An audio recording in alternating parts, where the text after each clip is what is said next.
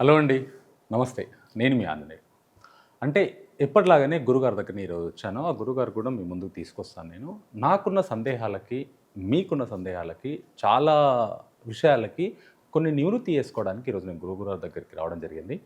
ఆ గురుగారు ఎవరో కాదు, శ్రీ శ్రీ శ్రీ ప్రభాకర్ యోగి గారు, హిమాలయ గురుగారు. గురుగారిని అడిగి చాలా విషయాలను ఈరోజు నేను మీ ముందుకు తీసుకురావడానికి నాకు ఒక చిన్న ప్రయత్నం. గురుగారు నమస్కారం. నమస్తే. గురుగారు, మన సబ్స్క్రైబర్స్ కొంతమంది అడిగిన కొన్ని ప్రశ్నలు అడిగి తర్వాత వేరే దాంట్లోకి వెళ్ళిపోతాను నేను. అసలు భక్తి అంటే ఏంటి? ఓం శుక్లాంబరధరం విష్ణుం శశివర్ణం చతుర్భుజం ప్రసన్నవదనం ధ్యాయేత్ సర్వవిఘ్నోపశాంతయే అగజానన పద్మార్కం గజాననమహర్నిశం అనేకదంతం భక్తానాం ఏకదంతం ఉపాస్మహే.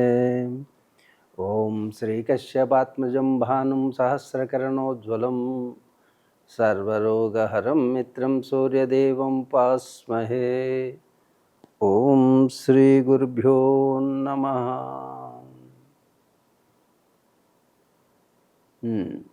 భక్తి అనగానేమి? భగవంతుడి యందు అరమరికల్లో లేనటువంటి ప్రేమ కలిగితే దాన్ని భక్తి అంటారు. ఏమిటి అరమరికలు లేని ప్రేమ అంటే, మామూలుగా ప్రేమ అనేటటువంటి పదం వింటుంటాం.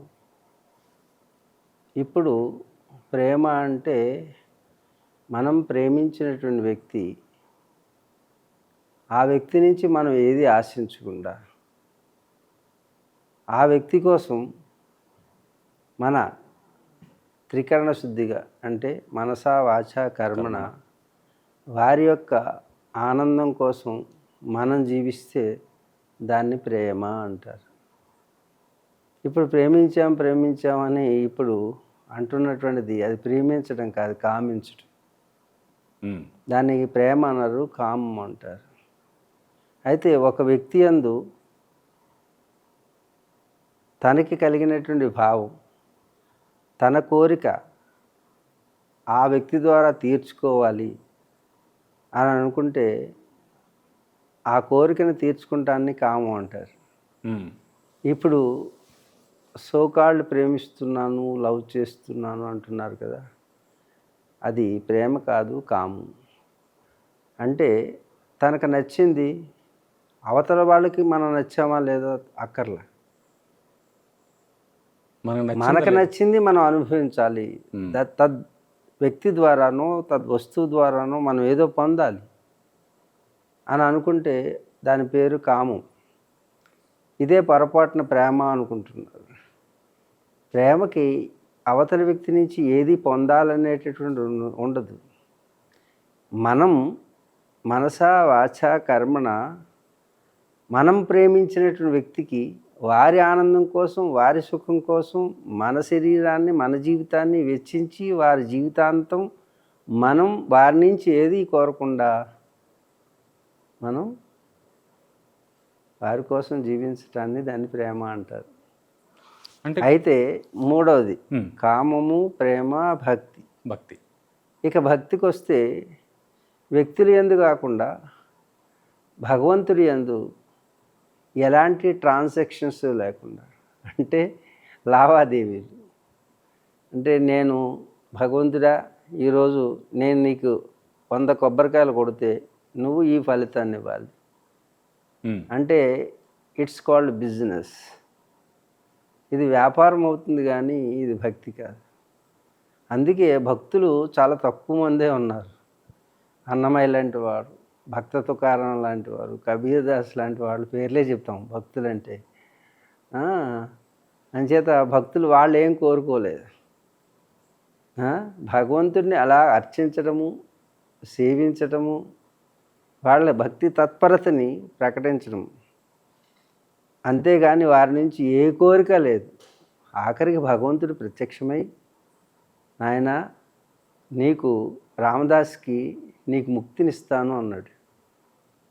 ముక్తి అంటే ఏంటి నాకు తెలియదు, నీ భక్తి తప్పితే నాకు ముక్తి అంటే ఏమిటో తెలియదు అన్నాడు. ముక్తి అంటే ఎలా ఉంటుంది స్వామి అని అడిగాడు.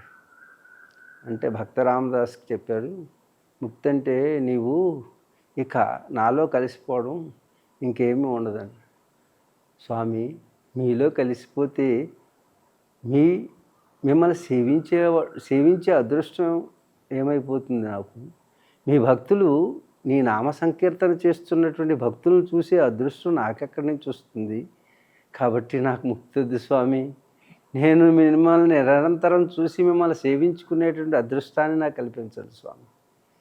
మిమ్మల్ని భక్తులందరూ కూడా రామా రామా అని వాళ్ళు భక్తితోటి మిమ్మల్ని సేవిస్తుంటే ఆ భక్తులందరినీ చూసేటటువంటి అదృష్టాన్ని నాకు కల్పించండి. నాకు ముక్తి వద్దు స్వామి అన్నాడు. అందుకే ఆ భద్రాచలంలో ఇప్పటికీ ఆ రామదాసు అలాగే చూస్తూ ఉంటాడట. అంచేత ముక్తి కంటే నాకు భక్తే ఎక్కువ అని చెప్పినటువంటి వాడు, ఏమీ కోరికలు లేవు నీ పాదసేవ తప్పితే అని అనుకున్నాడు. అలాంటి భక్తులు కొందరే ఉన్నారు. వారే ఈనాటికి కీర్తించబడుతున్నారు. భక్తి మొదటి భక్తి, ప్రపత్తి, శరణాగతి అని 3 ఉంటాయి. మరలా కామము, ప్రేమ, తర్వాత భక్తి. కామంలో కోరికే ఉంటుంది, ఎదుటివారిని అనుభవించాలి, వారి నుంచి ఏదో పొందాలి. రెండవది ప్రేమ, మనం ప్రేమించిన వారి కోసం మన జీవితాన్ని సమర్పించడం. ఇక మూడవది భగవంతుడి కోసం మన జీవితాన్ని సమర్పించడం, వారి నుంచి ఏది కోరుకోకుండా ఉండడం. ఇది భక్తి. ఇక భక్తిలో మనం చూస్తున్నాం, ఏ గుడికి వెళ్ళినా సరే భక్తులందరూ కూడా ఏదో కోరికనే పెట్టుకునే వెళ్తున్నారు. మరి కోరుకోవద్దా అండి భగవంతుడిని అంటే, నువ్వు కోరుకున్నా కోరుకోకపోయినా భగవంతుడు అనేవాడికి నీకేది కావాలో ఆయనకి తెలియకపోతే ఆయన భగవంతుడు ఎలా అవుతాడు? కాబట్టి దేవుడికి అన్నీ తెలుసు. కాబట్టి మీరు కర్మణ్యేవాధికారస్తే మా ఫలేషు కదాచన అంటారు. అంటే నీ పని నువ్వు నిబద్ధతతో చేస్తే నీ పంచక ప్రపంచం వస్తుందని ప్రబోధాల్లో నేను రాశాను. అంటే ఎవరి పనిలో వాళ్ళు భక్తితో, ప్రపత్తితో, శరణాగతితో చేసినట్టయితే ఫలితం దాని అంతటా అదే వస్తుంది. మీరు చేసేటువంటి పనిలో లోపం వస్తే అది లోపభూయిష్టమైనటువంటి ఫలితాన్ని అందిస్తుంది. అందుచేత నీ పనిని నీవు, ఏ పనైనా, ఏ వృత్తి అయినా, మీరు చేసే వృత్తిలో మీరు సఫలీకృతం కావాలి అంటే మీరు తప్పకుండా ఆ పనిని నిబద్ధతతో మనస, వాచ, కర్మణ ఫలితాన్ని ఆశించకండి. ఫలితం దాని అంతటా అదే వచ్చి తీరుతుంది. నిబద్ధత లోపిస్తే ఫలితం కూడా లోపభూయిష్టమవుతుంది. కాబట్టి ఏ వృత్తి చేసేవాళ్ళు ఆ వృత్తిని గౌరవించి, అది భగవద్దత్తమైనటువంటి వృత్తిగా భావించి మీరు ఆచరించినట్లయితే ఆ పని ఫలితాన్ని ఇస్తుంది. ఆ పనియే పరమాత్మగా మారుతుంది. ఈ విధమైనటువంటి భక్తి భగవంతుణ్ణి మాత్రమే కొలిస్తే భక్తి కాదు, కానీ మీరు చేసేటటువంటి ప్రతి పని భగవత్తత్వమే. అందుకే పనియే పరమాత్మగా మీరు భావన చేసి ప్రతి పని యందు భగవంతుడు ఉన్నాడనే భావనతో చేస్తే మీ పనియే మీకు ఫలితం. ఆ ఫలితమే మీ జీవన విధానానికి, మీరు జీవించడానికి ఫలితాన్నిచ్చి మిమ్మల్ని పోషిస్తున్నది పనియే. కాబట్టి ప్రతి ఉద్యోగము కూడా పరమాత్మగా భావన చేయండి. అందుకే పనియే పరమాత్మ. దేవాలయానికి వెళ్ళి మీరు ఆ వాతావరణంలో కూడా మీరు ప్రశాంతంగా ఉండి, మనసు ప్రశాంతంగా ఉన్నప్పుడు మీరు కోరేటటువంటి కోరిక ఏదైతే ఉందో అది సిద్ధిస్తుంది. కానీ ఆ కోరికలతోటి మాత్రమే వెళ్తే భక్తి కాదు. కోరికలు లేకపోయినా భగవంతుడికి మీకు ఏది అవసరమో, ఏ సమయానికి మీ కర్మఫలాన్ని ఎలా అందేవాలో అలా అందిస్తాడు. కాబట్టి ముందు కర్మణ్యేవాధికారస్తే, మీ పనిని మీరు చక్కగా చేయండి. గురుగారు, నేను చాలామంది దగ్గర చూస్తాను ఈ ముద్ర. ఇప్పుడు మీరు కూడా స్టార్ట్ చేసే ముందు ఈ ముద్రలో ఉన్నారు. నేను చాలామంది అమెరికన్స్ దగ్గర, ఇంగ్లాండ్ వాళ్ళ దగ్గర, పెద్ద పెద్ద వాళ్ళ దగ్గర కూడా చూసా. ఇంటర్వ్యూలో కూర్చున్న వాళ్ళు మాట్లాడినా ఈ ముద్ర పెట్టుకొని కూర్చోవడం. ఇప్పుడు మీ దగ్గర కూడా నేను ఆ ముద్ర చూస్తున్నాను. ఎందుకు ఈ ముద్ర పెడతారు? దీని మీనింగ్ ఏంటి? అసలు దీనివల్ల మనకేమొస్తుంది? అసలు ఏమైనా శక్తి వస్తుందా, లేకుంటే ప్రశాంతత వస్తుందా? ఏంటి అసలు ఇది? ఇది జీవతత్వానికి చిహ్నం. వేళ్ళు ఇది పరమాత్మ. ఈ జీవాత్మ పరమాత్మ. ఈ జీవాత్మ ఎప్పుడూ కూడా ప్రపంచానికి అభిముఖంగా మన యొక్క మానసిక స్థితిని తీసుకుని వెళ్తుంది. ఈ వేలు ఎప్పుడు కూడా అంతరంగ ప్రయాణానికి, ఆధ్యాత్మిక ప్రయాణానికి ఉపయోగపడుతుంది. అందుకే జీవాత్మ, పరమాత్మ ఈ రెండింటిని ఐక్యం చేసేటువంటి ముద్ర ఇది జ్ఞానముద్ర. ఎప్పుడు కూడా వేళ్ళు, ఈ శరీరం అనేటువంటి ఒక సాధనం. సాధనం అంటే ఇట్ ఈజ్ అన్ ఇన్స్ట్రుమెంట్. ఈ శరీరం కూడా మీకు ఇన్స్ట్రుమెంట్. మీరు దీని లోపల ఉన్నారు, గుర్తుంచుకోండి. జీవుడై ఉన్నారు. ఈ జీవుడు వెళ్ళిపోయిన తర్వాత ఈ శరీరం ఒక క్యాప్సిల్ లాగా పక్కన పడేయాల్సింది, అంతే. ఒక పనికిరాని గ్యాడ్జెట్. ఓ బల్బ్ లోపల విద్యుత్ ఉన్నప్పుడు, ఆ ఫిల్మెంట్ ఉన్నప్పుడు వెలుగుతుంది. ఆ ఫిల్మెంట్ లేకపోతే ఏ విధంగా పడేస్తాము. అలా జీవాత్మ, ఈ శరీరం వేరు, జీవుడు వేరు, ప్రాణం వేరు, వాయువు వేరు, ఆ గాలి వేరు, శక్తి వేరు. అలాగే జీవాత్మ కాకుండా పైన ఆత్మ వేరు. ఆత్మ తర్వాత పరమాత్మ. అర్థమవుతుంది? ఈ విధంగా మీరు అడిగిన ప్రశ్న ఏమిటి? ఈ ముద్ర గురించి అడిగారు. ఈ జీవుడు అనేటటువంటి వాడు దేవుడిలో ఐక్యం చెందడమే పరమాత్మ. ఇది ద్వైత సిద్ధాంత పరంగా. అయితే ఈ శరీరం అనేటువంటి గ్యాడ్జెట్కి యాంటీనా అంటే శక్తిని విడుదల చేసేటటువంటివి, శక్తిని తీసుకునేటటువంటివి ఇవి. మీరు ఒకసారి ఉదాహరణకు చూసినట్టయితే మీరు వేడిని వెంటనే గ్రహిస్తాయి వేళ్ళు ముందు శరీరంలో. అలాగే మీకు చలిని కూడా వెంటనే చేతులు, వేళ్ళు బీసిపోతుంటాయి. మీరు హిమాలయాల్లో చూస్తే ముందు వేళ్ళలోంచే వెళ్తుంటుంది. అలాగే మన చుట్టూ ఉన్నటువంటి అదృశ్య శక్తులన్నీ కూడా వేళ్ళలోంచే ప్రవేశిస్తుంటాయి అన్నమాట. అంచేత వేళ్ళని మనం ఏం చేస్తాం? శక్తి కేంద్రాలకు వెళ్ళినప్పుడు దగ్గర చేర్చేస్తాం. దగ్గర చేర్చేసినప్పుడు ఏమవుతుందంటే, ఇలా చేసినప్పుడు చూడండి, ఒక కొనికల్ షేప్లోకి వస్తుంది నమస్కారం అనేటటువంటి. అప్పుడు ఈ వేలు నుంచి అన్ని వేళ్ళు కూడా 5 ఎలిమెంట్స్ ఉన్నాయి. అంటే పంచభూతాలు ఉన్నాయి. పృథ్వీ, జల, అగ్ని, వాయు, ఆకాశం. ఈ 5 తత్వాలకి 5. ఈ 5 కలిస్తే పంచము. పంచమే ప్రపంచం. ఈ అంటే ప్రకర్షయతి పంచమం, అంటే 5తో తయారైంది ప్రపంచం. ఈ ప్రపంచంలో ఉన్నటువంటి శక్తి ఏదైతే ఉందో, ఆ శక్తి ఈ పాంచభౌతికమైనటువంటి 5 వేళ్లతోటి స్వీకరించబడుతుంది.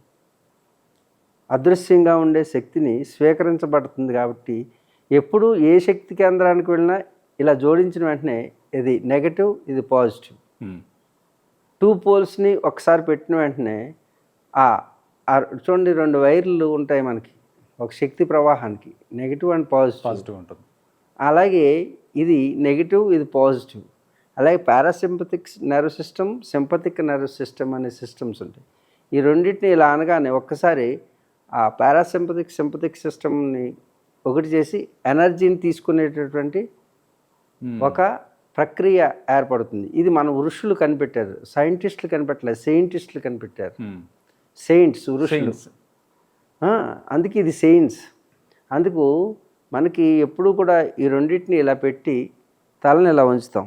ఉంచిన వెంటనే మన బ్రెయిన్కి డైరెక్ట్ ఛార్జ్ అవ్వడానికి ఎనర్జీ ఎదురుగా ఉన్నటువంటి ఐడల్ నుంచి, అంటే విగ్రహం కానీ ఏదైనా ఒక రూపం అక్కడ నిక్షిప్తమైనటువంటి శక్తిని తీసుకునేటటువంటిది డైరెక్ట్ ఛార్జ్ అవ్వడం కోసం అని శిరస్సు ఉంచుతాం అన్నమాట. ఇంకోటి, నేను అనుకునే ఈ శరీరం ఏమీ చేయలేదు, లోపల ఉన్నటువంటి శక్తి తప్ప.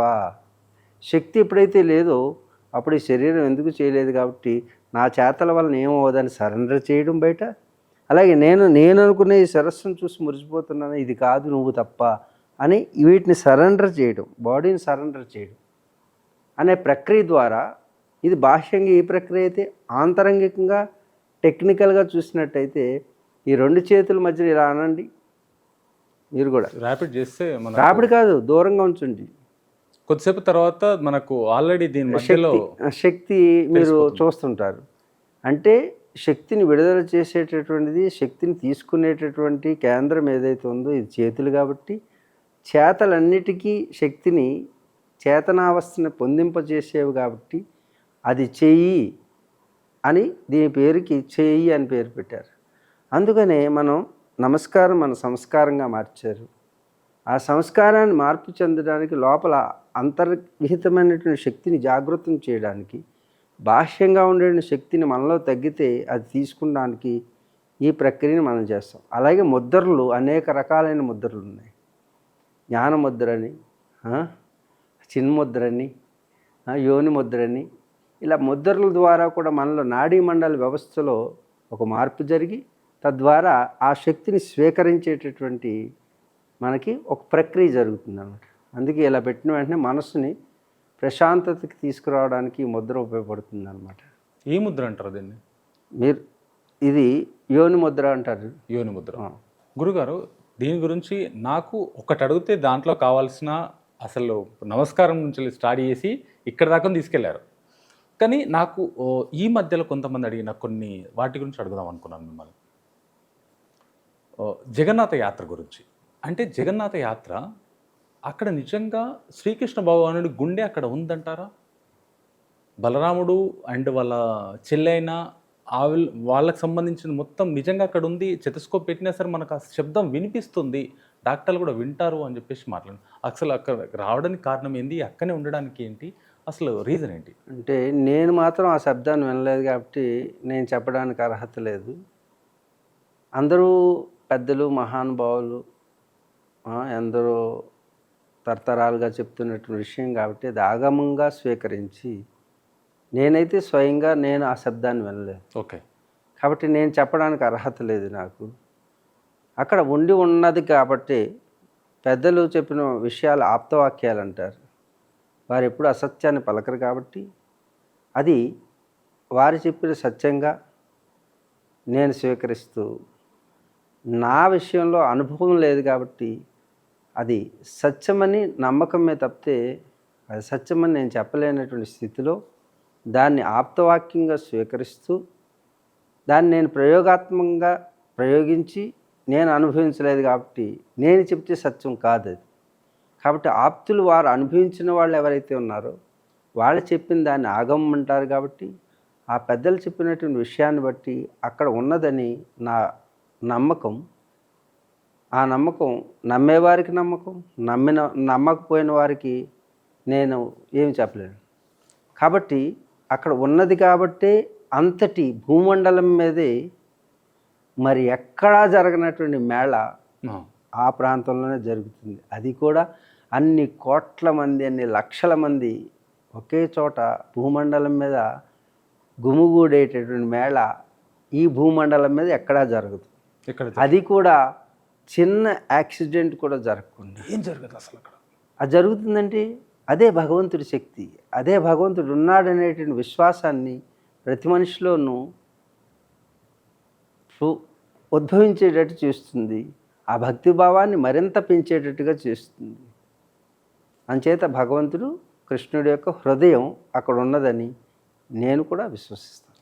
గురుగారు, ఇప్పుడు మనం గుళ్ళ గురించి ఎంతో విన్నాము, చూసాము. కానీ జగన్నాథుని గుడి పైన పక్షులు తిరగడం కానీ, పైనుంచి వాహనాలు వెళ్ళడం కానీ, అంటే వాహనాలు అంటే ఇన్ ద సెన్స్ హెలికాప్టర్స్ కానీ, ఫ్లైట్స్ కానీ అక్కడి నుంచి వెళ్ళవు. పక్షులు కూడా దాని మీదకి వచ్చి వాళ్ళవు. ఎక్కడి నుంచి మనం చూసినట్టయితే ప్రతి గుళ్ళ మీద పక్షులు అనేది కామన్గా వాళ్తాయి. పావురాలు, కాకులు సంథింగ్ వచ్చి వాళ్తాయి. కానీ అక్కడికి ఏ పక్షి రాదట. ఎందుకు రాదు? పూర్వం మన ఋషులందరూ కూడా చాలా ఆధునిక విజ్ఞానానికి అందనటువంటి ఎన్నో రహస్యాలను తెలుసుకున్నటువంటి వారు. వాళ్ళు ప్రతి ఆలయం ఒక శక్తి కేంద్రంగా మలిచారు వాళ్ళు. అది ఇప్పుడు సైన్స్ అంటున్నారు. అప్పుడు సైంటిస్టుల కంటే ఎన్నో లక్షల రెట్లు విషయాల్ని, విషయ పరిజ్ఞానాన్ని, అనుభవ జ్ఞానాన్ని ప్రయోగాత్మకంగా ప్రయోగించి తెలుసుకున్నటువంటి అనుభవజ్ఞులైనటువంటి వాళ్ళు సైంటిస్టులు, మన ఋషులు. అక్కడ జగన్నాథుడి యొక్క ఆలయం ప్రతిష్టాపన చేసేటప్పుడు కింద యంత్రబద్ధం చేస్తారు. అంటే కొన్ని కోణాలతో కూడినటువంటి యంత్రాలని లిఖించబడి రాగి రేకు మీద లిఖించి యంత్రాలను తయారు చేస్తారు. ఓన్లీ కాపర్కి మాత్రమే ఎనర్జీని హై లెవెల్లో డ్రా చేసేటటువంటి శక్తి ఉన్నది. అలాగే గోల్డ్ సిల్వర్ని కూడా ఉపయోగిస్తారు కొన్ని యంత్రాలకి. ఏ ఏ యంత్రాలని ఏ ఏ లోహంతో యంత్రబద్ధం చేసి లిఖించి దాంట్లో బీజాక్షర సంపుటిని చేస్తారో అక్కడికి శక్తి అపారంగా కేంద్రీకృతం అవుతుంది. ఇప్పుడు మీరు కూడా ఈ ఈ బల్బులు వెలగడానికి కూడా కారణం దాంట్లో ఉన్న కాపర్ అవే కదా. అంతే. అదే అల్యూమినియం అయితే త్వరగా పోతుంది, అదే కాపర్ అయితే. అందుకే ఒక్కొక్క లోహాన్ని మించి ఇంకొక లోహం, ఇంకొక లోహాన్ని మించి ఇంకొక లోహం, దాని యొక్క డెన్సిటీ పెరుగుతూ వెళ్తుంటుంది అన్నమాట. అక్కడ ఏ కాంబినేషన్తో పంచలోహాలతో యంత్రాన్ని తయారు చేశారో, కొందరు సప్తధాతులతో కూడినటువంటి కొన్నిటిని ప్రయోగించి, అలాగే నవరత్నాల్ని కూడా నిక్షిప్తం చేసి ఈ సృష్టిలో ఉన్నటువంటి అన్ని శక్తుల్ని ప్రోధి చేసి ఒక కేంద్రంగా మార్చి ఆ కేంద్రం మీద ఐడల్ని పెడతారనమాట. జగన్నాథ స్వామిని అక్కడ అలా ప్రతిష్ఠింప చేయడం చేత స్వామివారి యొక్క శక్తి బయటికి వెలువడుతూ ఉంటుంది అన్నమాట. దాని రేడియస్ పెరుగుతుంది. చూడండి, ఒక వైఫై అక్కడెక్కడో పెడతాం, అది మొత్తం ఇంట్లోనూ ఆ చుట్టుపక్కల అంతా కూడా మన ఫోన్లోకి వైఫై కనెక్ట్ అవుతుంది. అలాగే చుట్టూ ఆ ఎనర్జీ ఆ యొక్క శక్తి కేంద్రం పెరగడం వలన ఈయన పక్షులు రావడానికి దాంట్లోకి ఇబ్బంది కలుగుతుంది అన్నమాట. అందుచేత పక్షులు దానిపైనుంచి ఎగరకపోవచ్చు. ఇంకొక విషయాన్ని మీకు గతంలో చెప్పాను. ఇప్పటి వరకు మేము కైలాసంలో దాదాపు 24 అంటే 19 సంవత్సరాల వరకు 24 ప్రదక్షిణలు చేశాను. చేసినప్పుడు అలాగే అంతఃపరిక్రమను కూడా చేశాం. ఎక్కడెక్కడ ఎంతంత శక్తి ఉందో యోగిక్ బాడీకి తెలిసిపోతుంది. ఆయా శక్తి కేంద్రాల్లో మేము తపస్సు చేయడం చేస్తుంటాం.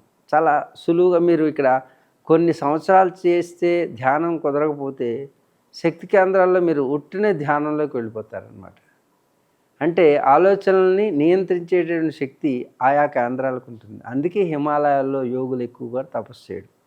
నేను మిలారెపా ది గ్రేట్ టిబెటియన్ యోగి మిలారెపా గుహల్లో చేసినప్పుడు ఒక అద్భుతమైనటువంటి ఎన్నో అనుభవాలను నేను చూడడం జరిగింది. అంటే అలాంటి శక్తి కేంద్రాలను ఎంచుకునేటటువంటి వారు మన పూర్వీకులు. ఇప్పుడు ఎక్కడ పడితే అక్కడ మెడిటేషన్ అని చేస్తున్నారు. దానివల్ల ఎంత సఫలీకృతం అవుతున్నారో మాత్రం తెలియదు. కానీ నేను ఆయా కేంద్రాలకు వెళ్ళినప్పుడు అంతంత శక్తి ఉంది. అలాగే తీర్థాలు, నదీ సంగమాలు, ఎన్నెన్నో కేంద్రాలు ఉన్నాయి. మన వాళ్ళు ఒక్కసారి దర్శిస్తే ఎక్కడ చేస్తే అవదు అనే వాళ్ళకి సమాధానం దొరుకుతుంది. ఎక్కడైనా భగవంతుడు ఉన్నాడు కదా, అక్కడే భగవంతుడు ఉన్నాడా, హిమాలయాలకు వెళ్ళాలా, ఎక్కడైనా ఉంటాడు భగవంతుడు. నువ్వు ఎక్కడ అయినా చూడగలిగితే ఎక్కడైనా ఉంటాడు. అర్థమైందా? కానీ సులువుగా చూడాలంటే సులువుగా చిన్న టీవీలోనూ సినిమా చూస్తున్నారు, పెద్ద స్క్రీన్ మీద చిన్న టీవీలో చూడాలనుకున్నాడు చూసే అదే చూస్తున్నావు. పెద్ద దాంట్లో చూడాలనుకో దేని అనుభవం దానికి ఉంటుంది. అలాగే ఏది సులభంగా నీకు పొందుతుందో అక్కడికి వెళితే అది సులభంగా పొందుతున్నారు కాబట్టి ఋషులందరూ అక్కడికి వెళ్ళారు. ఇక్కడ ఉన్నటువంటి డిస్టర్బెన్స్ ఇప్పుడు చూడండి, మీరు ఏకాంతంగా ఉన్నప్పుడు వచ్చేటటువంటిది 10 మంది జనంలో ఉన్నప్పుడు ఉన్నది ఒకటి. మీ ఆలోచన వాళ్ళు డ్రైవ్ చేస్తుంటారు. అవును. అలాగే మనం ఏ ఏ కేంద్రాలకు వెళ్ళినప్పుడు ఏ ఏ శక్తి ఉన్నదో తెలుసుకోగలిగినటువంటి సమర్థత మనకుంటే అప్పుడు మీకు అర్థమవుతుంది. ఇప్పుడు కైలాసం ఉన్నది ఈ భూమండలం మీద, దాన్ని మేరు పర్వతం అంటారు. అంటే మేరు అంటే ఇరుసు. అంటే దీన్ని కేంద్రంగా చేసుకుని మొత్తం విశ్వం అంతా తిరుగుతుంది అని మన పౌరాణిక గాథలు. అంటే ఈ శక్తి కేంద్రాన్ని ఆధారంగా చేసుకునే మొత్తం విశ్వం అంతా కూడా దాని చుట్టూ తిరుగుతుందని, ఇది కదలదని. ఎక్కడైతే స్టేబుల్గా తిరగకుండా ఉండేటువంటి మోషన్లెస్గా ఉందో అది స్థిరత్వాన్ని పొందింది. ఏదైతే స్థిరత్వాన్ని పొందుతుందో దానికి శక్తి కేంద్రంగా ఏర్పడుతుంది. ఆ శక్తి కేంద్రం మీదకి ఏ వార్ ఫ్లైట్స్ కూడా ఇంతవరకు వెళ్ళలేదు. అవును. మీరు పక్షులు అంటున్నారే, కానీ కైలాసం మీదకి చైనా వాళ్ళు ఎన్నోసార్లు ప్రయత్నం చేశారు, మరలా తిరిగి ఒక్క వార్ ఫ్లైట్ కూడా కనపడలేదు. ఎంతోమంది ఆంథ్రోపాలజిస్టులు, అలాగే సైంటిస్టులు, అలాగే జియాలజిస్టులు అంటే జియోలాజికల్ సర్వే చేసేవాళ్ళు వీళ్ళందరూ గ్రూపుగా ఏర్పడి ప్రపంచంలో ఉన్నటువంటి సైంటిస్టులు ఒక బృందం వెళ్ళాలని ప్రయత్నం చేస్తే మొత్తం షేక్ అయిపోయి మంటలు వచ్చేసి ఎదురుగా ఆ కైలాసం మీద అప్పటికప్పుడు మేఘాలు వచ్చేసి అప్పటికప్పుడు ఈ థండర్సు, తర్వాత లైట్నింగ్స్ అంటే మెరుపులు, ఉరుములు మొత్తం ఊగిపోయి పడిపోయి అంత వెంటనే వెనక్కి వచ్చేసారు వాళ్ళు. ఇలాంటివి ఎన్నో మా కళ్ళెదురుగా మేము చూసినటువంటివి ఉన్నాయి. అంటే ఈ భూమి మీద కేవలం ప్రతి అణువులోనూ శక్తి ఉన్నది. ఆ శక్తి యొక్క ప్రభావం ఎంతుందో ఆ ప్రభావాన్ని కొలిసిన వారు మన ఋషులు. అందుకే ఈనాటికి కైలాసం పైన ఏముందో ఈ విశ్వానికి తెలియదు, ఏ సైంటిస్ట్కి తెలియదు. కైలాసం పైన అందుగురించే దాని మీద ఫ్లై జోన్, హిమాలయాల్లో కూడా మౌంటైన్ ఫ్లైట్స్ అని ఉంటాయి. అవి కూడా కొన్ని మార్గాల్లో మాత్రమే వెళ్ళగలుగుతాయి, కానీ ఇప్పటికీ కూడా ఎన్నో ఫ్లైట్ క్రాషెస్ అయిపోతుంటాయి. ఇప్పుడు కూడా హెలికాప్టర్ టూర్ ఉంటుంది లోపల, కొంచెం కొంచెం అక్కడి నుంచి ఇక్కడి నుంచి ఎన్నో ఏగల్లాగా దోమల్లా పడిపోయి ఎన్నో హెలికాప్టర్లు ఉంటాయి హిమాలయాలు, మేము చూస్తుంటాం. కాబట్టి హిమాలయాలు అనేవి చాలా అద్భుతమైనటువంటి శక్తి కేంద్రాలు. ఇప్పుడు మీరు కనపడే హిమాలయాలు ఎంత శక్తివంతమైతే యోగులు ప్రయాణించే మహిమాలయాలు అంటే హిమాలయాల కంటే ఇంకా శక్తివంతమైనవి. ఈ ఫిజికల్ అంటే ఈ శరీరం భౌతిక శరీరంతో చూడలేము వాటిని. ఎప్పుడైతే రెండవ ప్రయాణం అంటే శరీరాన్ని సమాధి స్థితిలో ఉంచుతాం అన్నమాట. సమాధి అంటే శరీరం కానటువంటి స్థితిలోకి వెళ్ళినప్పుడు మనలో ఉన్నటువంటి జీవుడు అంటే సూక్ష్మ శరీరం జాగృతి అవుతుంది. ఆ సూక్ష్మ శరీరం ఒక కొబ్బరికాయలో ఏ విధంగా అయితే పైన పీచు ఉన్నదో ఆ పీచుని గట్టిగా లాగితే లోపల ట్యాంక్ ఉంటుంది. ఆ ట్యాంక్ని లోపల అసలైన విషయం ఉంటుంది. అలాగే మనం కూడా మూడు, ఈ స్థూల శరీరం పీచుతో కూడుకున్నది. పీచు అంటే బంధాలు భవబంధాలతో కూడు. ఈ బంధాలు భవబంధాలను విడదీసేస్తే లోపల గట్టిగా ఉన్నటువంటి మీకు సూక్ష్మ శరీరం. ఆ సూక్ష్మ శరీరంలో కారణ శరీరం ఉంటుంది, అసలైన పదార్థం అక్కడ ఉంది. ఇది భౌతికంగా మన పదార్థికంగా చూపించాం కొబ్బరికాయలు, కానీ అలా ఉండదు. ఈ భవబంధాలను వదిలినప్పుడు మనకి ఏమవుతుంది, ఈ లౌకికమైనటువంటి స్థితిని దాటేస్తే సమాధి అంటారు. ఆ స్థితిలోకి వెళ్ళిన తర్వాత మనకి ఏమవుతుంది, సూక్ష్మ శరీరం వస్తుంది. ఈ సూక్ష్మ శరీరమే మనం చనిపోయిన తర్వాత ప్రయాణం చేస్తుంది. ఈ సూక్ష్మ శరీరం దాటిన తర్వాత కారణ శరీరం ఉంటుంది. అలాగే ప్రతి వస్తువుకి కూడా స్థూల సూక్ష్మ కారణం ఉంటుంది. అంచేత ఈ స్థూల శరీరాన్ని విడిచిన తర్వాత ఆ హిమాలయాలు, స్థూలంగా కనపడే హిమాలయాలు ఇప్పుడు యాత్రలు చేస్తున్నారు, అవి కాదు యోగులు ఉండేవి. సూక్ష్మ హిమాలయాలు, దాన్నే మహిమాలయాలు అంటే. ఓకే. ఆ హిమాలయాల్లోకి ప్రయాణం ఈ శరీరంతో జరగదు, సూక్ష్మ శరీరంతో. ఇక దానిపైన సిద్ధాశ్రమాలు ఉంటాయి, అది కారణ శరీరం, కారణ హిమాలయాల్లో. ఆ సిద్ధాశ్రమాలనే మీరు ఇప్పుడు చెప్పబోయేటటువంటి ఆ సిద్ధాశ్రమ పరిసరాల్లోనే ఇప్పుడు పౌరాణిక గాథైనటువంటి శంబలా నగరం అనేటటువంటి కాన్సెప్ట్ ఈ మధ్యన చాలామంది చెప్తున్నారు. శంబలా నగరం ఎక్కడున్నది అని అడుగుతుంటారు. శంబలా నగరాన్ని కంటితో చూసేటటువంటిది కాదు శంబలా నగరం. ఇది మహిమాలయాల్లో ఉంటుంది, హిమాలయాల్లో ఉండదు. అంటే హిమాలయాల్లోనే మహిమాలయాలు. ఇప్పుడు భౌతికంగా కనపడే, కంటికి కనపడేటటువంటి హిమాలయాలకి కంటితో చూడలేని హిమాలయాల్లో ఈ శంబలా నగరం ఉంటుంది. ఆ శంబలా నగరం గురించి చాలా ప్రస్తావన ఉన్నది. అదే శంబల అంటే ఏంటి అనేది ఆ శంబల్లోకి ఎలా ప్రవేశించాలి అనేది అది పద్ధతి, అదొక రహస్యం. ఎందుకంటే ఇప్పుడు కల్కి సినిమా అని చెప్పేసి మీరు చూసారా గురుగారు అదేమన్నా?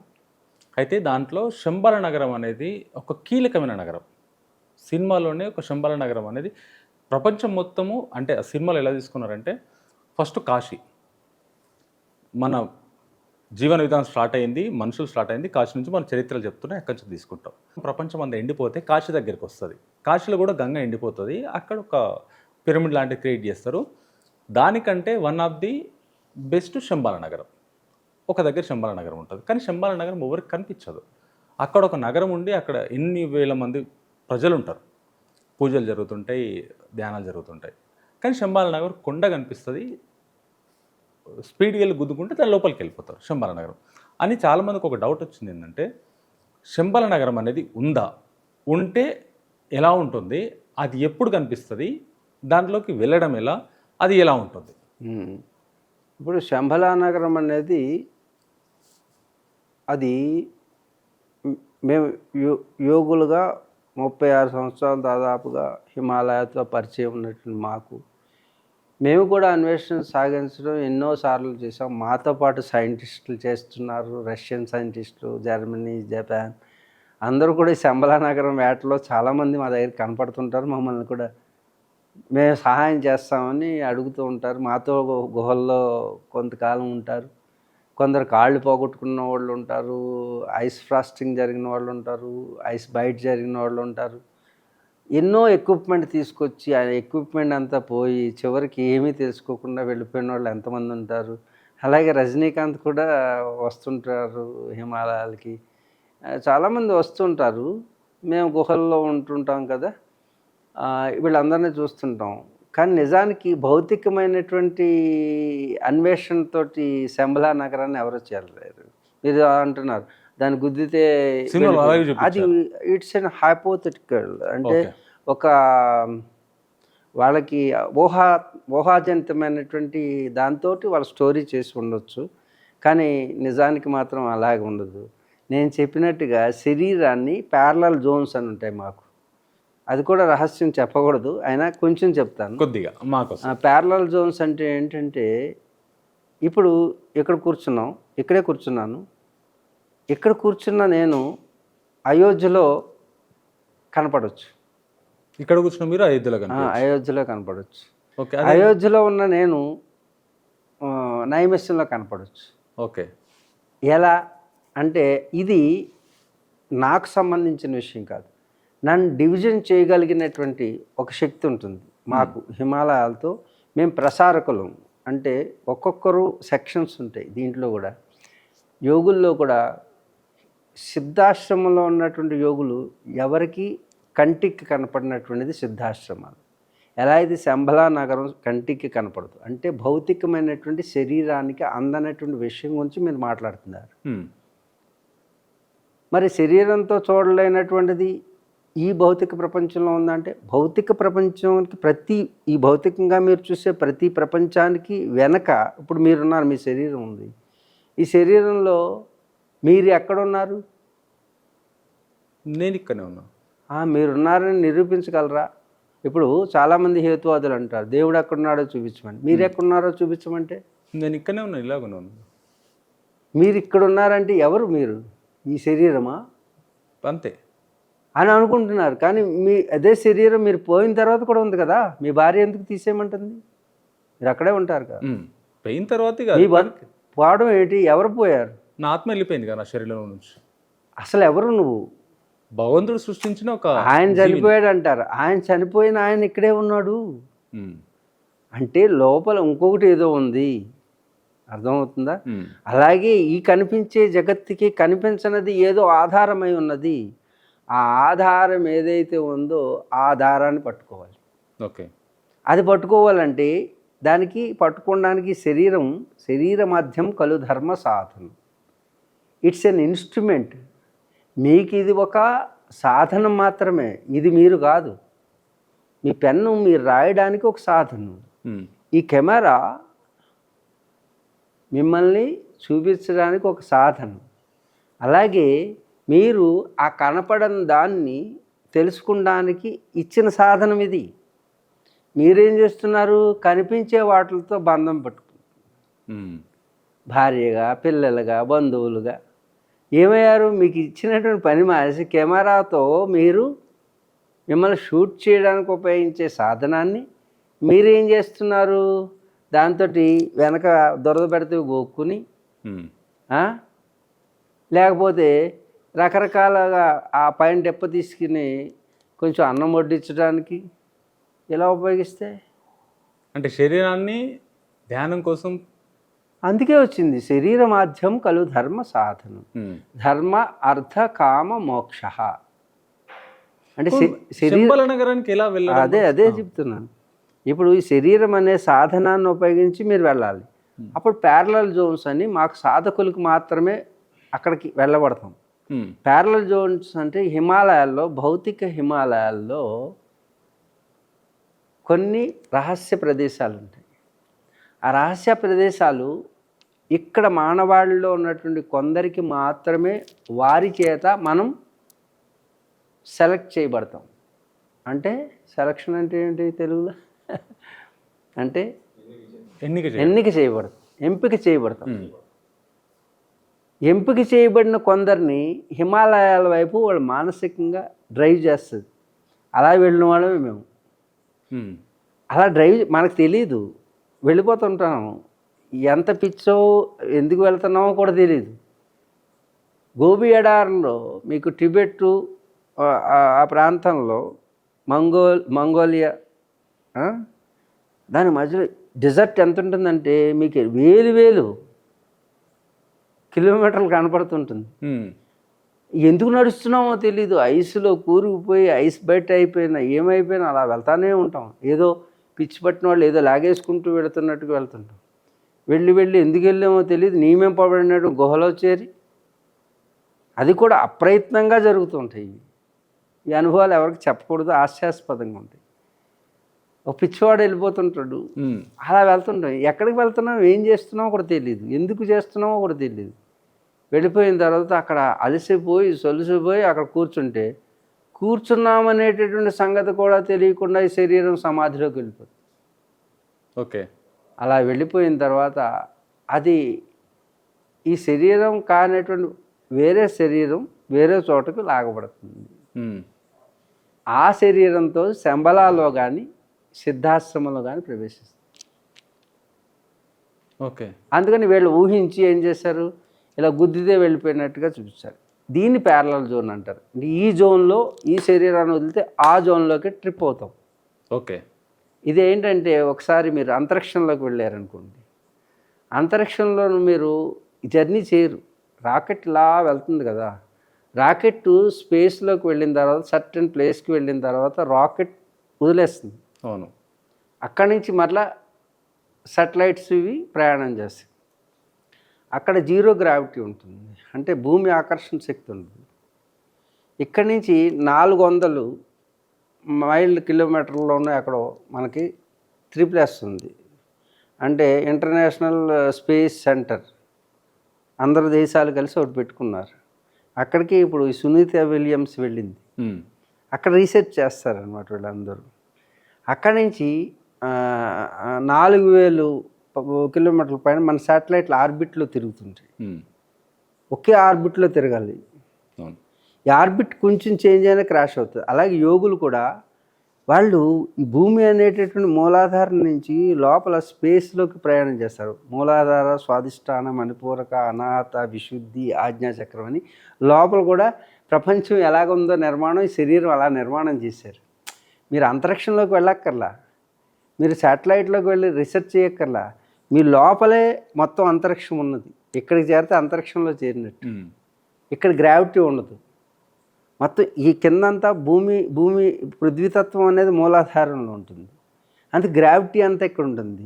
స్వాధిష్టానంలో బయటికి ఉత్పత్తి స్థానం ఇది, అంటే ప్రాపంచికమైనటువంటి లౌకికమైనటువంటి జీవనంలోకి ప్రయాణం చేయడానికి బయటికి ఉపయోగపడుతుంది.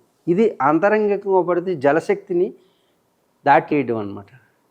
ఒక్కొక్క దాన్ని రాకెట్ దాటుకుని వెళ్ళినట్టు మీ యొక్క కాన్షియస్ దాటుకుని వెళ్తే మీరు అంతరిక్షంలో ప్రయాణం చేస్తే ఏ అనుభవం ఉంటుందో అలాగే మీరు అంతరిక్షం సహస్రారాన్ని ఎప్పుడైతే చేరిపోయారో అప్పుడేమో ట్రిప్పింగ్ చేస్తాం అనమాట.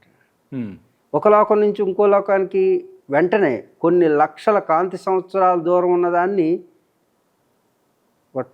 దీన్ని జంప్ అంటారు వాళ్ళ భాషలో, సైంటిస్టుల భాషలో. జంప్ చేస్తే ఇంకొక కొన్ని వేల కాంతి సంవత్సరాల దూరం వెళ్ళిపోతారు వాళ్ళు. ఇలా జర్నీ చేస్తే ఎన్నో వేల సంవత్సరాలకు వెళ్ళేదాన్ని జంప్ అంటారు. ఆ జంప్ చేస్తారనమాట. ఆ భాష నాకు సరిగ్గా రాదు, కాకపోతే అనుకోండి. అలాగే మనం కూడా ఈ ప్యారలల్ జోన్లోకి వెళ్ళిన తర్వాత, అంటే ఈ లోపల విడిపోయిన తర్వాత సూక్ష్మ శరీరం జంప్ చేస్తుంది. ఆ జంప్ చేసినప్పుడు సిద్ధాశ్రమంలో సిద్ధులు వాళ్ళు తీసుకోవడానికి మనం వెళ్ళడానికి కాదు, వాళ్ళు చేసినటువంటి ఒక ప్లాన్ ఆఫ్ యాక్షన్లో భాగంగా సిద్ధాశ్రమంలో కానీ శంబలాలలో కానీ ప్రవేశించడానికి అవకాశం ఉంది. ఇది ప్యారలల్ జోన్స్. మీరు ప్రవేశించారా శంబల నగరంలోకి? అవి ఇంకా అంతకు మించి చెప్పలేను. అది అంటే ఇవన్నీ కూడా ఏం చేస్తారంటే ఇప్పుడు వినే ప్రేక్షకులు ఇలాంటి ప్రయత్నాలు చేయడానికి ముందుకు వస్తారు. ఎందుకంటే సహజంగా వాళ్ళకు ఉన్నటువంటి ఉత్సాహంతో అక్కడ పడేటువంటి బాధలు ఎన్నో ఉంటాయి. ఎందుకంటే ముందు శరీరాన్ని సమాయత్తం చేయాలి. అందుకే అన్నిటికంటే ముఖ్యం ఇప్పుడు ఒక అణు రియాక్టర్ ఉంది. అణు రియాక్టర్ ఎవరింట్లో పడితే వాళ్ళ ఇంట్లో పెట్టుకుంటే శుభ్రంగా బోర్డు అంత పవర్ ఉంటుంది కదా. ఒక అణు రియాక్టర్ కొన్ని వేల సంవత్సరాల వరకు అలా పవర్ ఇస్తుంటుంది. అలాగే విద్యుత్ కేంద్రం ఉందనుకోండి, హైడ్రో పవర్ ఉందనుకోండి, దానికి చాలా కాస్ట్లీ. తర్వాత థర్మల్ పవర్ ఉందనుకోండి, దాని బొగ్గు ఇవన్నీ కావాలి. అది పవర్ ఇస్తుంది, ఇది పవర్ ఇస్తుంది. విండ్ పవర్ ఉంది, దానికి ఇంకా కాస్ట్ అవుతుంది. కానీ ఇది స్పేస్ పవర్. ఏది ధర్మో అంటే ధర్మో పవర్ ఉందంటే ఏంటి? ఇది ధర్మో కాదు, ఇది ఏంటి చెప్పాను? Thermal power. నో, అణు రియాక్టర్, అణు ఇంధనం. చూశారు కదా, అణు ఇంధనం తయారు చేయటం మీకు ఉన్నాయి కదా, న్యూక్లియర్ పవర్. వీటిలాగా సులువుగా అయిపోదు. దానికి సేఫ్టీ అండ్ సెక్యూరిటీ మెజర్స్ తీసుకోవాలి.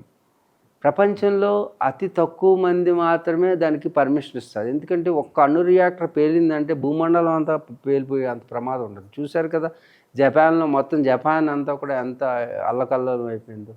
అంచేత అణుశక్తికే సేఫ్టీ అండ్ సెక్యూరిటీ తీసుకుంటే, అణుశక్తి కంటే కోట్ల రెట్లు శక్తివంతమైంది మన శరీరంలో ఉంది. దాన్నే కుండలిని శక్తి.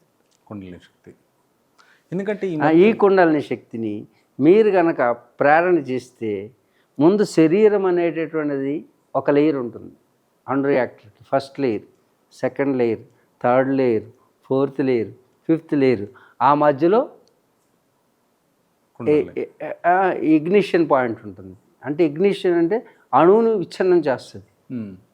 ఇన్ని లేయర్స్ని సేఫ్టీలో పెట్టుకుంటారు. అలాగే మన శరీరానికి కూడా 5 లేయర్స్ ఇచ్చారు. పాంచభౌతికమైన శరీరం: పృథ్వీ, ఆపహ, తేజస్, వాయుర్, ఆకాశమేవచ. ఈ 5 లేయర్స్తో తయారైనటువంటిది 5 తత్వాలతో తయారైంది. అందుకు పృథ్వీతత్వం అనేటువంటి శరీరాన్ని సమాయత్తం చేయాలి. ఎందుకంటే ఆ శక్తిని ధారణ చేయడానికి.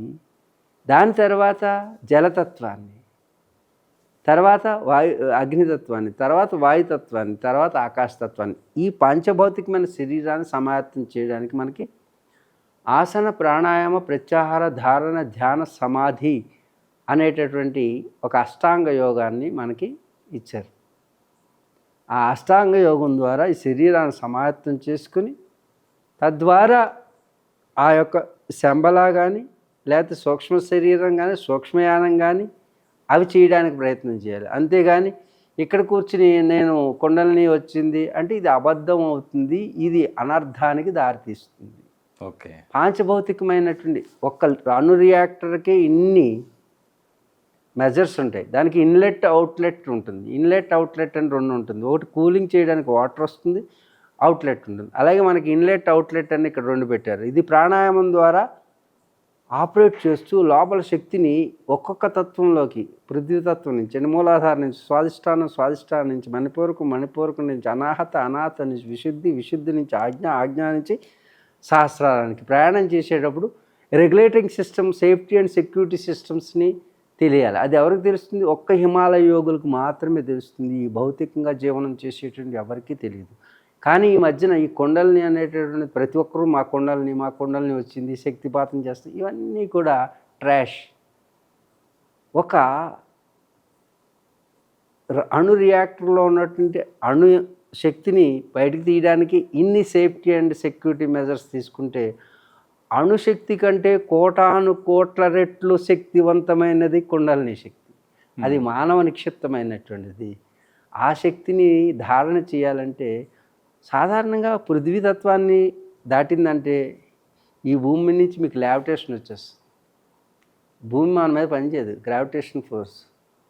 జలతత్వం జయించారంటే అంటే ఇక్కడ ఉన్నటువంటి స్వాదిష్టానం,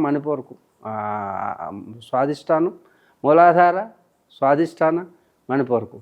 స్వాదిష్టానానికి వచ్చేసరికి మీరు అడుగులో కూర్చుని కూడా తపస్సు చేయొచ్చు. నీరు మిమ్మల్ని ఏం చేయలేదు. తర్వాత అగ్నితత్వం మణిపూరకంకి వచ్చేసరికి అగ్నిలో కూర్చొని తపస్సు చేస్తే కూడా మీకు ఏముండదు. మీరు కుండలిని అని ఎవరైతే వచ్చారో వాళ్ళని ఈ ప్రదర్శించమన్నారు. అర్థమైంది? కుండలిని మేము కుండలిని యోగులం కాదు, కుండలిని సాధకులం కాదు. కుండలిని అనేది ఒక యోగం, ప్రత్యేకమైనటువంటి సాధన అనేది. అందుకే కుండలిని టచ్ చేసేవాళ్ళు అరుదుగా ఉంటారు. ఇప్పుడు వీరబ్రహ్మేంద్ర స్వామి, ఆయనకి 31 సంవత్సరాలు పట్టింది. ఆయన సాక్షాత్తు శ్రీ మహావిష్ణువు యొక్క అవతారం అని చెప్తారు. మరి ఇప్పుడు ఈ జనానికి ఇంత త్వరగా కుండలిని వస్తుంది, ఇది కలిమహిమ, కలియుగంలో త్వరగా వస్తుందేమో నాకు తెలియదు. మీకు ఎన్ని సంవత్సరాలు పట్టింది గురుగారు? మేము ఇప్పుడు 36 సంవత్సరాలు హిమాలయాల్లో వెళ్తూ ఆ సిద్ధయోగుల యొక్క అనుగ్రహం చేత మేము నడపబడుతూ ఉన్నాం. మేము స్వతంత్రులం కాదు, పరతంత్రులమే. ఇంకా పరతంత్రులే. మరి ఇప్పుడు చాలామంది రీసెంట్గా వచ్చిన కల్కి సినిమాని చూసుకొని అసలు ఈ శంబాల నగరం గురించి చాలామంది ఆసక్తిగా ఉన్నారు. అంటే వాళ్ళకు ఒక్క మాటగా మీరు ఏం చెప్పొచ్చు? ఎప్పటికీ శంబాల నగరాన్ని భౌతికంగా చూడలేరు. భౌతికంగా చూడలేము. ఎప్పటికీ ఎన్ని యుగాలు పట్టినా మీరు భౌతికంగా శంబాల నగరాన్ని చూసే అవకాశం లేదు. అది సాధన ద్వారా మాత్రమే సాధ్యమయ్యేటటువంటి. సాధన చేస్తే తప్పకుండా సాధన ద్వారా సాధ్యమవుతుంది. సాధన ద్వారా సాధ్యమవుతుంది. గురుగారు, నాకు ఇంకొకటి, నేను ఈ శంబాల నగరం లేదని ఎందుకు చెప్పానంటే, ఇప్పుడు ఎలాగైతే కుండలిని కోసం భార్యాభర్తలు విడిపోయి నేను కుండలిని సాధించానని భర్తను వదిలేసి చాలామంది ఈ కుండలిని చేశానని, ఇక్కడ రాత్రి నిద్ర పట్టట్లేదని, కామెర్లు వచ్చి లివర్లు చెడిపోయి వెనక వీపు నొప్పి వచ్చేసి వాళ్ళు వదిలించుకోలేక ఎన్నో బాధలు పడిపోయి సంసారాలు విచ్ఛిన్నమైపోయిన వాళ్ళు ఎంతమందో నా దగ్గరికి వస్తుంటారు. అందుగురించి నేను కొన్ని లేవు అని చెప్పడానికి గల కారణం ఏంటంటే, కొంతమంది అనవసరమైనటువంటి ప్రయత్నం, సామర్థ్యం లేని వాళ్ళు అలాంటి పని చేయకూడదు. కాబట్టి కొన్ని విషయాలు నేను దాటవేస్తుంటాను. గురుగారు, నేను నాగసాధువులు అని విన్నాను. నేను కొద్ది వరకు కొంతమందితోటి కొన్ని అఘోరలకు ఈ నా యాత్రలో నాగసాధువులు అందరికంటే చాలా విపరీతంగా ఎక్కడైనా అధిగమించగలరు, వెళ్ళడం ఫాస్ట్గా. నేను ఒక మునితోటి, ఒక ఋషితోటి నేను విన్నాను, మనం దేనికైతే రీచ్ అవ్వలేమో ఆ నాగసాధు అక్కడికి, అంటే ఆ చెట్టుకు కంప్లీట్గా ముళ్ళు ఉన్నాయి, ఆల్మోస్ట్ ఒక 100 అడుగుల చెట్టు, దాని చివరి మండన కూర్చొని తపస్సు చేయడం చూశాడంట. నీళ్ళపైన మీరు ఇంతకుముందు చెప్పినట్టు నీళ్లు విపరీతంగా వరద వెళ్తుంది, నీళ్ళపైన కూర్చున్నాడు, కింది నుంచి నీళ్ళు వెళ్తున్నాయి, సాధన చేస్తున్నాడు. చెట్టు పైన కూర్చొని చివరి మండన, అది అసలు పక్షి వాళ్ళనే ఇరిగిపోయే స్టేజ్లో ఉంది, కానీ అక్కడ కూర్చున్నాడంట. ఇది సాధ్యమవుతుంది అసలు? మీరు చూసారా ఎవరైనా? నేను ఒక వీడియో ద్వారా విన్నాను. వీడియో చూసారా? వీడియో చూడలేదు. కొందరు ఇప్పుడు నార్త్లో ఏం చేస్తున్నారంటే, కొన్ని సాధువుల్లాగా వేషం వేయించి వాళ్ళ యొక్క టీఆర్పీ రేటు కోసమని కొన్ని వీడియోలు తీస్తున్నారు. అవి నిజం అనుకుని భావన చేస్తున్నారు. అయితే నిజం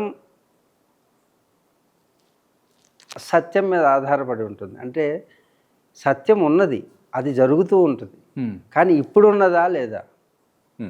అలాంటి వారు ఇప్పుడు ఉన్నారా అంటే 100కి 1,000కి ఒకరు ఉంటారు, అంతే. వాళ్ళు ఎప్పుడు కూడా ప్రదర్శన చేయరు. దర్శనం చేసే వాళ్ళకి ప్రదర్శన ఉండదు.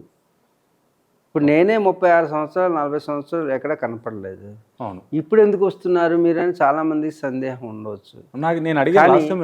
కానీ అది హిమాలయ యోగుల యొక్క ఆదేశానుసారమే నేను ఇప్పుడు బయటికి రావడం జరిగింది. ఎందుకు వచ్చారంటే, చాలా మిస్కన్సెప్షన్స్, అది సత్యం అనేటువంటి భావనలోకి ప్రజలను తీసుకుని వెళ్తున్నారు. కాబట్టి సత్యం తెలిసిన వాళ్ళు, అది సాధన ద్వారా సాధించి అనుభవం ఉన్న వాళ్ళు చెప్పేటటువంటి విషయం వేరుగా ఉంటుంది. ఇప్పుడు నేను చెప్పే చాలా విషయాలు మీకు ఇప్పటివరకు ఉన్నటువంటి భిన్నంగా ఉంటాయి. అందుకే సాధారణంగా ఈ భౌతిక లోకంలో ఒక ప్రవాహం వెళుతుంటుంది. ఆ ప్రవాహానికి అది సరైన మార్గంలో వెళ్ళినప్పుడు కొందరిని పంపిస్తూ ఉంటారు వాళ్ళు. ఆ ప్రక్రియలో భాగంగా మీకు ఏదైనా అర్థమైతే మంచిదైతే తీసుకోండి, లేకపోతే ఏమీ లేదు. అయితే మీరు అడిగిన ప్రశ్న, చెట్టు కొమ్మ మీద కాదు కదా, సూది మీద కూడా కూర్చునేటటువంటి శక్తి మనిషికి ఉంది. అది కూర్చోరు. వీళ్ళు ల్యావిటేషన్ అంటే శరీరం, భౌతిక శరీరాన్ని వెయిట్లెస్ చేస్తారు. దీన్ని అణిమ, మహిమ, గరిమ, లఘిమ అంటారు. ఈ అష్టసిద్ధుల్లో లఘిమ ప్రదర్శిస్తే మీరు అలా తేలి ఉంటారు. అర్థమైందా? అణిమ అంటే అన్నిటికంటే సూక్ష్మ వస్తువుగా మారిపోతారు. గరిమ అంటే మీరు ఇంతకు ఉన్న చాలా బరువుగా అయిపోతారు. ఈ సృష్టిలో ఏది మిమ్మల్ని లేపలేదు. లఘిమ అంటే లావిటేషన్. అణిమ, మహిమ అంటే మీరు ఈ సృష్టిలో ఉన్న అన్నిటికంటే పెద్దవాడుగా మారిపోతారు. ఆంజనేయ స్వామి ఇవన్నీ ప్రదర్శించాడు. కింద పాతాళ లోకంలో మహిరావణుడు శ్రీరామచంద్రుడిని దాచేస్తే తామరతూడులోంచి వెళ్ళినట్టుగా మనకి కథలో చూపిస్తుంది రామాయణం. ఇక్కడ అణిమ ప్రదర్శించాడు. మహిమ చూడండి, మహేంద్రగిరి మీద చాలా పెద్ద శరీరం చేస్తాడు. లంకలో ఉన్నటువంటి సీతాన్వేషణకి బయలుదేరుతున్నప్పుడు దీన్ని మహిమ అంటారు. గరిమ అంటే తన తోక ఇలా అడ్డు పెడితే భీముడు తర్వాత యుగంలో ఆ తోక తీయమంటాడు కోతిని. నాయనా, నేను ముసలివాడిని అయిపోయాను, నేను కలుపుకోలేకపోతున్నాను, నువ్వే తీసి పక్కకు పో అన్నాడు. ముందు ఇలా తీస్తాడు, తర్వాత ఇలా తీస్తాడు, తర్వాత ఇలా తీస్తాడు, తర్వాత ఇలా తీస్తాడు, తర్వాత కింద పడతాడు. అంటే ఒక తోకని కదిపించలేవు నువ్వు, భీముడు అనుకుని విర్రవీగుతున్నావు అని ఒక పాఠం చెప్పడానికి. రాబోయేటటువంటి యుద్ధంలో అహంకారం కాదు కావాల్సింది, తెలివితేటలు కావాలి, వినయం కావాలి, భక్తి కావాలి. కాబట్టి అని చెప్పి ఆ సంఘటన ద్వారా నిరూపించడానికి అక్కడ గరిమను ప్రదర్శిస్తాడు. లఘిమ తెలుసు కదా, ఆకాశంలో వెళ్తాడు. మహిమ, గరిమ, లఘిమ, ప్రాప్తి. ప్రాప్తి అంటే ఏది తను అనుకున్నాడో అది వాడికి ప్రాప్తిస్తుంది. సీతను తెలుసుకోవాలనుకున్నాడు, సీతాన్వేషణ సఫలీకృతం. ప్రాకామ్యము, తను అనుకున్నటువంటి పనిని సమర్థవంతంగా చేయగలగడం. ఈశత్వం అంటే దేవతలను సైతం శాసించేటటువంటి శక్తిని పొందడం. అక్కడ దాటుతూ ఉంటే ఒక రాక్షసి వస్తుంది. ఏది? ఆగు, ఇక్కడ నాకు ఆహారంగా మారిపో, సింహిక అని. ఈ సింహిక దేవతలు ప్రయోగిస్తారు. దేవతల యొక్క శక్తి ఒక ఆకృతిగా మార్చి దైవ కార్యాన్ని సాధించుకు రాగలుగుతాడు ఆ హనుమ, ఒకసారి చెక్ చేద్దామని పరీక్ష పెడతారు. ఆవిడ ఎదురుగా వస్తుంది, నాగకన్య సింహిక. అప్పుడు ఆ సింహికని శాసించేటువంటి శక్తి ప్రదర్శిస్తాడు అక్కడ. ఈ విధంగా అణిమ, మహిమ, గరిమ, లఘిమ, ప్రాప్తి, ప్రాకామ్యము, ఈశత్వము శాసించే శక్తి. వశత్వము అంటే దాన్ని వశపరుచుకునేటువంటి శక్తి. ఇవన్నీ శక్తులు ప్రతి మనిషికి ఉన్నవి. వాటిని సాధన ద్వారా లోపల ఉన్న శక్తుల్ని బయటికి తీసుకురావడం. సాధనలో ఇవన్నీ కూడా అష్టసిద్ధులుగా వస్తాయి. వీటిని కూడా చూసి మీరు ఆగేరా, గమ్యాన్ని చేరడం ఆగిపోతుంది. అందుకే హనుమంతుడు వీటిని చూసి ఏమీ ఆగలేదు, వాటిని ప్రయోగించాడు, చూపించి వెళ్ళిపోయాడు. తను ఉపయోగించుకోలేదు. తన యొక్క లక్ష్యాన్ని చేరడానికి ఇవి చిన్నగా ఉపయోగపడతాయి. అంతేగాని వీటిని ప్రయోగించడానికి మాత్రం ఎవరు సాహసించినా వారి యొక్క సాధన సఫలీకృతం కాదు. గురుగారు, ఈ మధ్యలో జనాలు కొన్ని లక్షలు, కోట్లు, వేలు అమ్ముకొని పిల్లం మీద పుస్తలు, ఆస్తులు అన్నీ పొడగొట్టుకున్నారు. ఒక విషయంలో బాగా వింటున్నాను నేను, నిమ్మకాయలు గాలిలో లేపడం. చాలామంది దీని వెనకాల పడి నాశనం అయిపోతారు గురుగారు. అసలు ఇది ఏంది అసలు? ఏదన్నా తాడుగట్టి లేపుతున్నారా? లేకుంటే ఏదన్నా కావాలని చేస్తున్నారా? ఇది అసలు చెత్తన క్రియేట్ చేయబడిందా? లేకుంటే వాస్తవానికి ఉందా ఇది? ఏదైనా అసలుంటే నకిలీ మొదలవుతుంది. అసలు లేకుండా నకిలీ ఉండదు. ఇప్పుడు మీకు మీరే ఉన్నారు. కొంత సాధన చేస్తే మైండ్ పవర్ అనేటువంటిది చాలా చోట్ల మీరు చూస్తుంటారు. అంటే మానసిక శక్తిని ఇప్పుడు మొన్నటి వరకు సైంటిస్టులు భౌతిక విజ్ఞానం అంటే భౌతిక విజ్ఞానం వైపు రసాయనిక జ్ఞానం అలాగే తర్వాత వచ్చినటువంటి జ్ఞానం ఏంటి? మానసిక శాస్త్రం. ఈ మానసిక శాస్త్రంలో కూడా మనసుని how can they define? It's not a matter. అంటే అది పదార్థం కాదు, పదార్థ జ్ఞానం కాదు, పదార్థానికి అతీతమైనటువంటి జ్ఞానం. కెమిస్ట్రీ అంటే లిక్విడ్లోనే మనకు లిక్విడ్ ఫామ్లో కనపడుతుంది. మన శరీరం పదార్థం, కానీ ఇట్స్ ఎ కెమికల్ ఫ్యాక్టరీ. ఇప్పుడు మీరు అలా కూర్చున్నారంటే కెమికల్ మారిపోతుంది లోపల. మీ కళ్ళు ఇలా అంటున్నారంటే కెమికల్ మారుతుంటుంది. కెమికల్ చేంజ్ చేస్తే మీ యొక్క యాక్షన్ భౌతికం కనపడేది. లోపల ఉన్నటువంటి కెమికల్స్ యొక్క combination of chemical activity and then only it becomes a neurological activity. న్యూరాన్స్కి తర్వాత ఉన్నటువంటిది సైకాలజీ. అవును, సైకాలజీని డిఫైన్ చేయడానికి there is no machines. How can they define about the mind? ఇంతవరకు బ్రెయిన్నే గురించి మ్యాపింగ్ చేసేటటువంటి ఇదే ఇంతవరకు సైంటిస్టులకు తెలియదు. ఒబామా బ్రెయిన్ మ్యాపింగ్కి కొన్ని కోట్లాది రూపాయలు ఖర్చు పెట్టి ఇప్పుడు బ్రెయిన్ మ్యాపింగ్ కోసమని ప్రయత్నం చేస్తున్నారు. అప్పట్లో ఒబామా ఉండగా ఆ మిషన్ స్టార్ట్ అయింది. అంటే ఒక బ్రెయిన్ గురించి మనం తెలుసుకోవడానికి ఇప్పటివరకు శాస్త్రవేత్తలకి 2% కూడా తెలియదు బ్రెయిన్ గురించి. బ్రెయిన్ దాటిన తర్వాత ఉన్నటువంటి psychology how can they define? మీ మనసు గురించి మీకు తెలుసా? పోనీ మీ మనసు ఎక్కడుందో? పోనీ సైంటిస్ట్కి మనసు అంటే ఏంటి? There is no definition in the science about the మనస్సు. They called as mind, but what is mind? There is no mind. It's not a physical part. How can they define in this physical world? Just they are saying as a word, but there is no answer for this mind in this world. ఆ మనసుకి గురించి చెప్పిన శాస్త్రం ఏదైతే ఉందో అదే యోగం. మనసుకి డెఫినిషన్ ఉంది, మనసుని ఎలా కంట్రోల్ చేయాలో ఉంది, ఎలా మనసుని అధీనంలో తీసుకోవాలో ఉంది. అదే భారతీయ తత్వశాస్త్రంలో ఉన్న రహస్యం.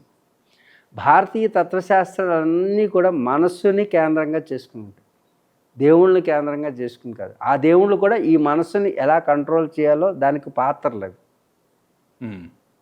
మనసుని ఎవరైతే కంట్రోల్ చేశారో వాళ్ళు ఈ నిమ్మకాయలు చూసారు లెగిసినాయి అంటున్నారు. నిమ్మకాయలు కాదు, తల్ల లెగిస్తాయి. మనసు కాన్సన్ట్రేట్ చేసి ఇలా అంటే అంత శక్తి విడుదలవుతుంది అన్నమాట. మైండ్ పవర్ అంటారు. ఈ మైండ్ పవర్ తోటి మీరు చూస్తుంటారు, ఫారినర్స్ చాలా బాగా ప్రాక్టీస్ చేసిన కొందరు ఉంటారు. కంటితోటి అలా ఐరన్ని, ఆ పవర్ని అలా పంపించి ఐరన్ని వంచేయడం చూపిస్తారు.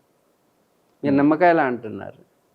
చాలా ప్రదర్శనలు మైండ్ పవర్ మీద మీరు చూస్తే ఉంటుంది. సైకలాజికల్ అదే మీరు మనకి త్రాటకం అనేటటువంటి ఒక ప్రక్రియ ఉంది. మీరు కొన్నాళ్ళు త్రాటకం కనుక జాగ్రత్తగా అభ్యాసం చేస్తే వీటిని త్రాటకం అనేది క్రియ, అలాగే పొట్ట తిప్పడం నవళి అనే క్రియ. ఇలా చూడండి అంటున్నారు ఈ మధ్యన అందరూ, రామదేవ్ని చూసినారు. ఇది కూడా క్రియ, ప్రాణాయామం కాదు, క్రియ. ఏ క్రియని ఎప్పుడు ఎందుకు ఉపయోగించాలో అది సద్గురు ఎదురైతే తెలుసుకోవాలి. టీవీలో చూసి నేర్చుకుని చేసేయడం కాదు. ఎక్కడ చూసి నేను చూస్తున్నాను, పార్కుల్లో రోడ్ల మీద అక్కడ కూర్చొని అంటుంటారు. అసలు అది ఎలా చేయాలో కూడా తెలియకుండా ఆ రామ్దేవ్ ఏదో చూపించాడు కదా, ప్రదర్శన చేశాడు కదా అని అలా చేసేస్తున్నారు. అలా చేయకూడదు. ఇవన్నీ క్రియలు. ఈ క్రియల్లో త్రాటకం అనేటువంటి క్రియ ఒకటి ఉంది. షట్క్రియల్లో 6 క్రియల్లో ఇదొక క్రియ. ఈ త్రాటకం అనే క్రియను కనుక జాగ్రత్తగా మీరు కనుక చేస్తే మైండ్ పవర్ని ఇంక్రీజ్ చేసుకునేటటువంటి శక్తి వస్తుంది. ఆ త్రాటకం జాగ్రత్తగా దాన్ని అభ్యాసం చేసి త్రాటక సిద్ధి పొందితే మీరు ఆ కళ్ళతోటి నిమ్మకాయ కాదు కదా, ఆ ఫ్యాన్ అలా ఆపేటటువంటి శక్తి వస్తుంది. ఓకే. అంటే మీరు చేయగలుగుతారా అంటే చేయగలిగినా కూడా ఎప్పుడు కూడా ఏ యోగి ప్రదర్శించడు. యోగి కాని వాళ్ళే ఈ ప్రదర్శన చేస్తారు. యోగి కాని వాళ్ళే. కాని వాళ్ళు అది ఒరిజినల్గా ఉంది కాబట్టి డూప్లికేట్గా మీరు ఇప్పుడు చూసేవాళ్ళు వాళ్ళు ఒరిజినల్ కారు, ఎందుకంటే ప్రదర్శన చేస్తున్నారు కాబట్టి. ఆ ప్రదర్శన ఎప్పుడు కూడా చేసేవాళ్ళు ఏదో లబ్ధి పొందాలనే ప్రదర్శిస్తారు. ఇప్పుడు నేనున్నాను, ఇప్పుడు మీతో మాట్లాడుతున్నాను. ఎప్పుడైనా ఎక్కడైనా ₹1 ఆశించి మీరు నన్ను చూస్తున్నారు కదా, ఇంతమంది కోటీశ్వరులు వస్తుంటారు. ఎవరి దగ్గరైనా ₹1 తీసుకుని నా జీవిత పర్యంతం ₹1 ఎవరి దగ్గర తీసుకోలేదు. ఆల్మోస్ట్ మిమ్మల్ని నేను 6 months పైనగా చూస్తున్నాను నేను. కాబట్టి ఎవరు ఆశించేవాడు శాసించలేడు. కాబట్టి ఆశిస్తూ చేస్తే కనుక అది మాత్రం ప్రదర్శన. దాని వెనక ఏ ఆశ ఉన్నా సరే ప్రదర్శించేవాడు ఎప్పుడు కూడా ఈ యొక్క అద్భుతమైన శక్తుల్ని పొందలేడు. ప్రదర్శించడానికైతే మాత్రం కాదు, దర్శించడానికి మాత్రం. మరి జనాల్ని ఎలా మోసం చేస్తున్నారంటే ఈ లేసిన నిమ్మకాయని జోబులో పెట్టుకుంటే కోట్లు వస్తాయి, ఏదంటే సాధ్యం అవుతుంది. పోనీ ఒకరు కోట్లు వచ్చిన వాళ్ళు చూపించమండి. మోసపోవడమే ఉంది కదా మరంతే. ఎక్కడ నమ్మకం ఉందో అక్కడ అమ్మకం ఉంటుంది. నమ్మకాన్ని అమ్మకం చేస్తుంది. నమ్మకం చేస్తుంది. అందుకే మమ్మల్ని ఎవరిని మీరు నమ్మద్దు, మీరు అనుభవపూర్వకంగా తెలుసుకోండి అంతే. నన్ను కూడా నమ్మద్దు, అమ్మకం మొదలవుతుంది. నమ్మకండి, చెప్పే దాంట్లో అది వాస్తవమా నిజమా సత్యమా తెలుసుకోండి అంతే. కానీ ఎవరిని నమ్మద్దు. నమ్మాల్సిందేంటి, నీ అనుభవమే నీకు విశ్వాసం కలిగిస్తుంది. అంతే. ముందు నమ్మండి, నమ్మి ప్రయోగం చేయండి. ప్రయోగం చేసిన తర్వాత అది విశ్వాసం అవుతుంది. ఆ విశ్వాసమే మీ సత్యానికి దారితీస్తుంది. ముందు ఏదోటి, ఇప్పుడు సైంటిస్ట్ కూడా నమ్ముతాడు ఉందని, ప్రయాణం మొదలు పెడతాడు. నువ్వు మొదలుపెట్టు, కానీ నమ్మి మోసపోకండి. సత్యాన్వేషణ చేయండి. వెంటనే ఇలా వచ్చేస్తే రేపు కోట్లు ఎలా వస్తాయి? అంటే నీకు బుద్ధి జ్ఞానం లేదని అర్థం. కాబట్టి నువ్వు మోసపోక తప్పదు, నువ్వు శిక్ష అర్హుడు. గురుగారు, జగన్నాథ గుడిలో ఇంకొక విషయాన్ని అడుగుదాం అనుకున్నాను. అడగండి. అంటే వాళ్ళు ఈసారి రథయాత్ర జరిగిపోయిన తర్వాత సటన్ కేజు రైస్ కానీ అవన్నీ ఒకటే లెవెల్లో పెడతారు. అదే లెవెల్గా కంటిన్యూగా సంవత్సరం మొత్తం రన్ చేస్తారంట. అంటే ఈరోజు ఒక బిందెడు ఒక కుండ మీద కుండ పెడతారు.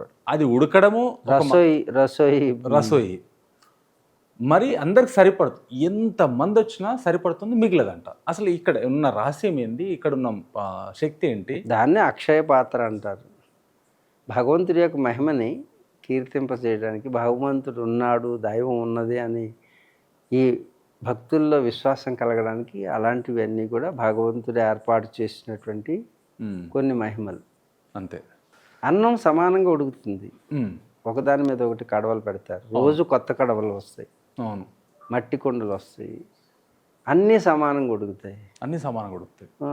అందరూ దాని ప్రసాదం ముందు ఆ ప్రసాదం అందరూ కూడా స్వీకరిస్తారు. ఫారినర్స్ కూడా బయట వెయిట్ చేస్తుంటారు. ఆ ఒక్క ఆలయంలోకే ఫారినర్స్ని అలౌ చేయరు.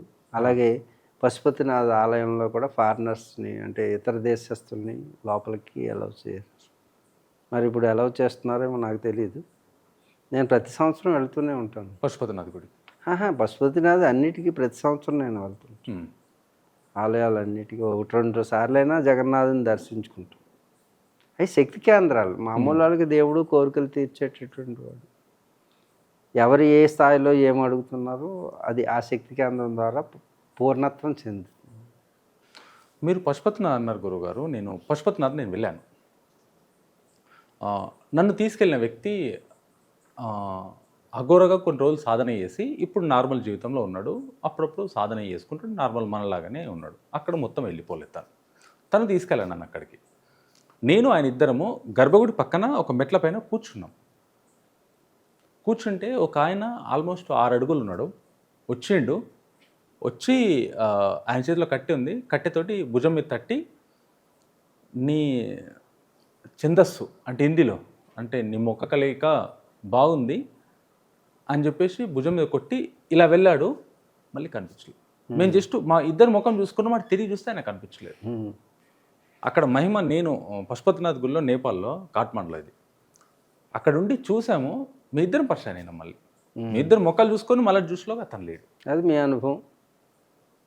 అసలు అక్కడున్న శక్తి అసలు మామూలు శక్తి కాదు పశుపతినాథ్లో.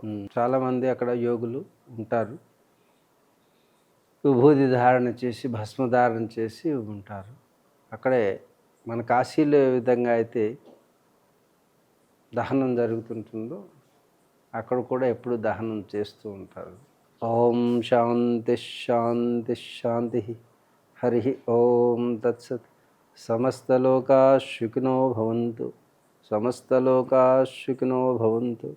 సమస్తలోకా చరాచర శ్రేయో భవంతు. ఓం శ్రీ గురుభ్యో నమః. చాలా ధన్యవాదాలు గురుగారు.